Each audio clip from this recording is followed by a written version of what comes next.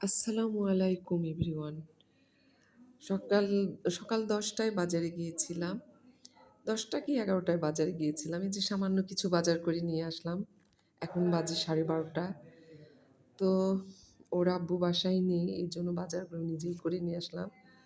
তারপরে আমি নিজেই করে নিয়ে আসি সামান্য যেগুলো জিনিস দরকারি। তো এই যে আজকে এগুলো রান্না করব। ঢেঁড়স ভাজি, মাগুর মাছ, সাজনা দিয়ে ঝোল। জীবনটা কেমন ছন্নছাড়া হয়ে গেছে। একটা ধাক্কা সামলে উঠতে না উঠতেই আরেকটা ধাক্কায় হুমড়ি খেয়ে পড়ি। এতটা ক্লান্ত হয়ে যায় যে আর উঠে দাঁড়ানোর শক্তি পাই না। চারিপাশে তাকিয়ে দেখি গাঢ় অন্ধকার। কেউ হাত ধরে টেনে ওঠাবে এমন কাছের কোনো মানুষ নেই। যাদেরকে কাছের ভাবি তারা আমার ঢলে পড়ে যাওয়ার দৃশ্য দেখে দূর থেকে মুচকি হাসে। তো এই যে আজকে রান্না করছি, এখন কই মাছ ভাজি করব ২টা। আমার ছেলে খায় না, তো আমার মেয়ে আর আমার জন্য ২টা কই মাছ ভাজি করছি।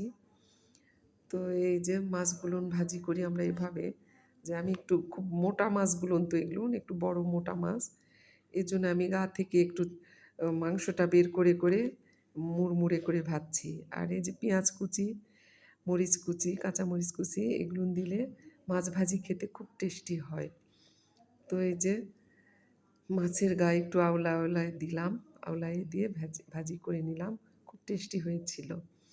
তো এখন এই যে মাগুর মাছগুলো মেখে নিব মশলা দিয়ে, মরিচ মশলা লবণ দিয়ে মেখে একটু শুধু আঁচ দিয়ে নিব। মাগুর মাছ ভাজিই না, কিন্তু বড় মাছ তো একটু একটু ভেজে নিব।